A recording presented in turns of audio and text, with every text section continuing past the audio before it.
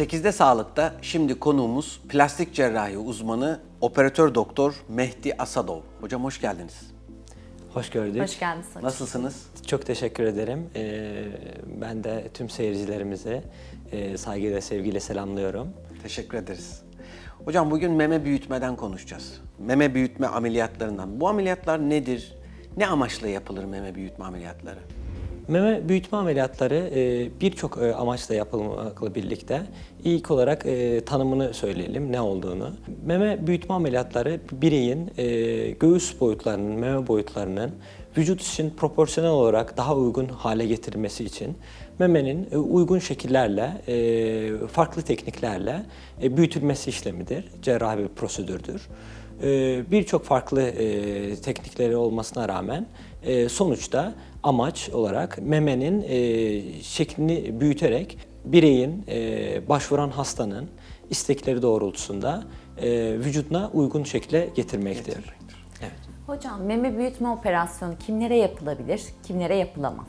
Genel ameliyat şartlarını karşılayan, yani ciddi ileri hastalığı olmayan, ciddi deformitesi vesaire olmayan hastalara uygulanabilir. Bundan önce, ameliyattan önce tabii ki anestezi doktorlarıyla bir planlama yapılıyor, öngörülme yapılıyor. Anestezi uygunluğu varsa hastalarımızın genel olarak operasyon planlaması uygun şekilde yapılmaktadır. Şimdi biraz önce uyumlu büyüklükten bahsettik ama yani bu meme büyüklüğüne nasıl karar veriyorsunuz hocam? Meme büyüklüğüne karar vermek aslında birçok faktöre bağlıdır, farklı faktöre bağlıdır. Bunlardan en önemlilerinden birisi hastanın tercihi, hastanın istekleri. Bunun dışında hastanın vücut proporsiyonları, özellikle göğüs bölgesi, omuz bölgesinin çapı, vücudunun genel olarak hatlarının belirlenmesi şeklinde değerlendirilebilir. Burada en önemli faktörlerden birisi hastanın istekleriyle cerrahın prediktif öngörüleri arasında uyumun sağlanmasıdır. Bunun dışında ameliyattan önce uygun planlamalar yapıldıktan sonra ameliyatta da aynı şekilde teknik olarak farklı şekilde teknikler kullanarak bu ameliyatları gerçekleştirebiliyoruz. Hocam meme protezi çeşitleri nelerdir? Meme protezi çeşitleri birbirinden farklılık göstermektedir. Birçok klasifikasyona tabi tutabiliriz bu protezleri.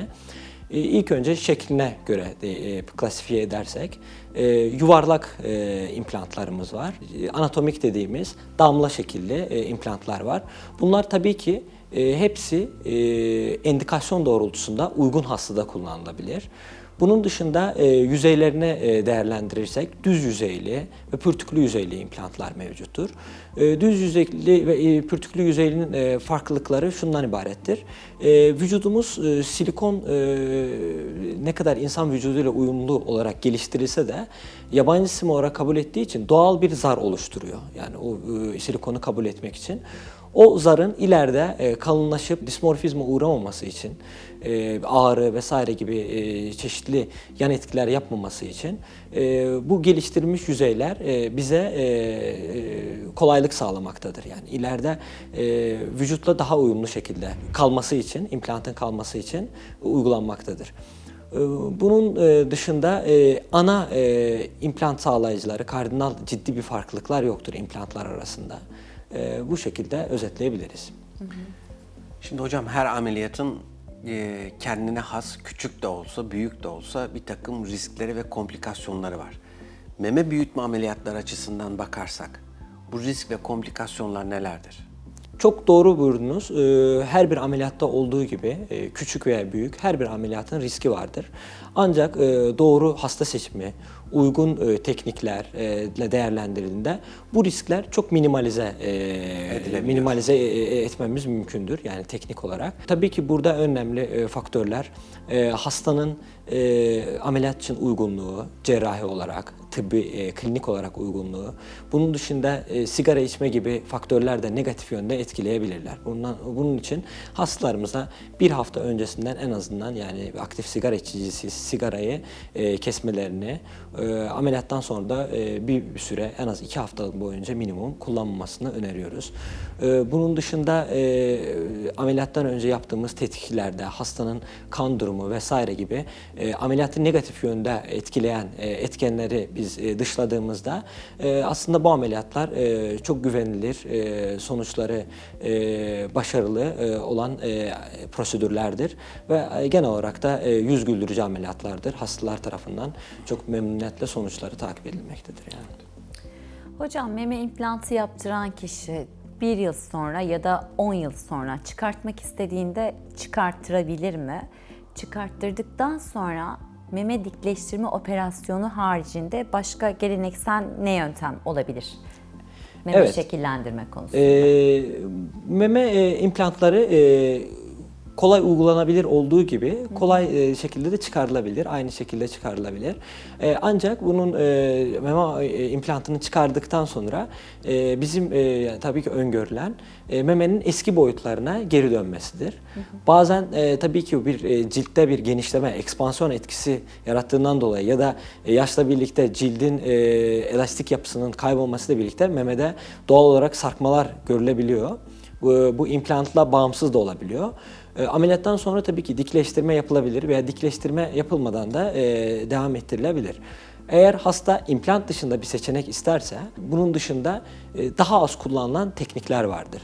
Bunlar hastanın vücudunun kendi vücudundan yağ dokusu alarak otolog yağ transplantasyonu dediğimiz yağ grefti uygulamaları şeklinde yapılabilir. Kalça estetiğinde yapılan Brazilian butt lift kadar sık yapılan bir ameliyat olmasa da meme implantının bir alternatif seçeneğidir. Dolgularla yapılabilir.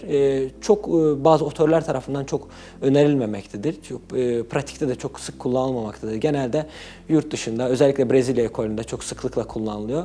Yan etkileri birazcık daha fazla olduğu için implantlar için, implantlara karşılaştırdığımızda, ama bir seçenek olarak, dolgu olarak da değerlendirilebilir. Ama tabii ki en kolay uygulanabilir, en güvenilir olarak silikon meme implantları uygulamasını biz öneriyoruz hastalarımıza. Genelde implant çıkarıldıktan sonra ya farklı boyutlarda yeni bir implant isteği oluyor hastalarımızın genel olarak. Eğer tabii ki tamamen çıkarılmasını isterse de diğer seçenekleri hastalarımızla tartışıyoruz. Uygun olanlara karar verip ameliyatlarını gerçekleştiriyoruz. Hocam, soruya ilave olarak meme implantının bir ömrü var mıdır? Takıldıktan 5 yıl sonra ya da 15 yıl sonra muhakkak revizyon yapmak lazım ya da yaptırdığınız doktora tekrar bir kontrol olun şeklinde bir takip gerektiren konu mudur? Biz implant yaptığımız hastaları erken dönemde daha sık olmak üzere sonraki dönemlerde araya açarak kontrollere çağırıyoruz. Yıllık kontrollere çağırıyoruz. Hem vizual olarak değerlendirmek için hem de genel olarak uygulanan implantın ya da ameliyatın genel değerlendirmesini yapmak için hastalarımızdan çok sıklıkla karşılaştırdığımız sorular. Genel olarak tedarikçilerin önerdikleri şu şekilde. Genel olarak implantlar ömürlük olarak tedarik ediliyorlar. Ancak tabii ki bu implantlar sabit kalıyor. Bizim vücudumuz değişiyor. Bizim vücudumuz yaşla birlikte değiştiği için özellikle demin de bahsettiğim vücudun implantın etrafında geliştirdiği kapsül zamanla birçok faktörden etkilenerek kalınlaşmaya meyil gösterebiliyor. Bu kalınlaşma durumu olduğunda hastayı değerlendirip implantın çıkarılması, hatta kapsülün de implantla birlikte ekstrakte edilmesi gerekebilir. İmplant değişimi ameliyatı gerçekleştirebiliyoruz yani. Bu da genel olarak yani otörlerin veya uluslararası literatürü değerlendirdiğinde 10-15 yıl en az hastalar bu implantları kullanabiliyor. Gayet uzun bir süre. Evet. Sağlıklı. Peki hocam, çıkarıldıktan sonra bu implantlar, ondan sonraki iyileşme süreci nasıl? Yine implantın uygulandığı gibi implantın çıkarıldıktan sonra da aynı şekilde iyileşme süreci aynı şekilde devam ediyor. Cilt kesilerinin iyileşmesi yaklaşık 2 hafta sürüyor. Ondan sonra iyileşme süreci tamamlandıktan sonra implantı çıkardıktan sonra meme eski yavaş yavaş ilerleyen süreçte eski haline geri dönmektedir. Ve bu şekilde değerlendiriyoruz. Uzun dönemde dediğim gibi meme eski haline geri dönme eğilimi göstermektedir. İlk dönemlerde, ilk haftalarda ise önemli olan yara bakımıdır. Güvenli bir şekilde iyileştikten sonra ciddi bir komplikasyonla karşılaşmıyoruz. Hocam peki meme implantı ertesinde gebe kalındığında emzirmeye problem midir? Meme implantının uygulanması ile emzirme arasındaki bağlantı, kanıtlanmış ciddi bir bağlantı yok aslında. Çünkü biz meme implantlarını uyguladığımızda genel olarak meme dokusunu meme bezinin alt kısmına yerleştirdiğimiz için ya da ikinci olarak kasın altına yerleştiriyoruz. Ve genel olarak meme glandına biz dokunmadığımız için laktasyon ya emzirme sürecini etkilememesini öngörüyoruz teorik olarak. Ancak laktasyon süreci bu ameliyatlardan bağımsız olarak da ilerleyen dönemde sekteye uğrayabilir. Bazen ameliyat bağımlı olabilir, bazen ameliyattan bağımsız olarak etkilenebilir. Bunun için biz ameliyatın laktasyonu, emzirme sürecini etkileyebileceğini, yalnız bu riskin düşük olduğunu hastalarımızı bilgilendiriyoruz. Yine aynı şekilde memede duyu kaybı ile ilgili sorular alıyoruz hastalarımızdan. Duyu kaybı genel olarak eğer oluyorsa da birkaç aylık süreçte duyu kaybı kendi kendini restore ediyor. Yeniden o sinirler kendi kendini restore ediyor. Duyu kaybı geçici oluyor. Ancak çok nadiren yine literatür bilgisi de olarak geçsek bile tamamen kalıcı olarak da meme duyusunun kaybını çok nadir de olsa görebilmekteyiz. Bunu da ameliyat öncesinde bu riskler konusunda hastaları bilgilendiriyoruz. Ancak bir daha tekrar edeyim.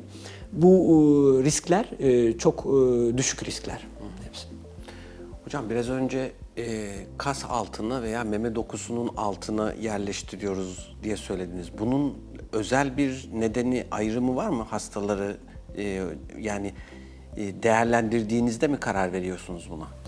Elbette biz hastayı değerlendirdiğimizde meme dokusunun şekli bazı hastalarımızda çünkü tamamen meme dokusu olmuyor. Bazılarında bir miktar meme dokusu oluyor. Genel olarak memenin üst kısmının kalınlığına bakarak geleneksel olarak yani literatür olarak değerlendiriyoruz. Ve uygun hasta seçimine göre subglandüler dediğimiz meme dokusunun altına ya da submusküler ya da dual plan denilen geliştirilen tekniğe bağlı olarak kasın altına da yerleştirebiliyoruz. Hocam peki operasyondan sonra iyileşme sürecine korse vesaire kullanımları var iyileşme sürecinde. Devamında kadınların, genç kızların ya da genel olarak yaptıkları çamaşırsız gezme konusu var. Yani bu noktada sizin tavsiyeniz nedir? İmplant taşıyan kişinin düzenli şekilde çamaşır kullanması gerekiyor mu? Üst yoksa çamaşırsız gezdiğinde de herhangi bir problem olmaz diyebilir miyiz? Çok önemli bir konuya değindiniz. Hastalarımızdan da böyle sorular çok alıyoruz. Meme dokusu implantlı veya implantsız olsun belirli bir ağırlık taşıdığı için zamanla gravitasyonel kuvvetlerle, yer çekimi kuvvetleriyle birlikte aşağıya doğru sarkma eğilimi göstermektedir.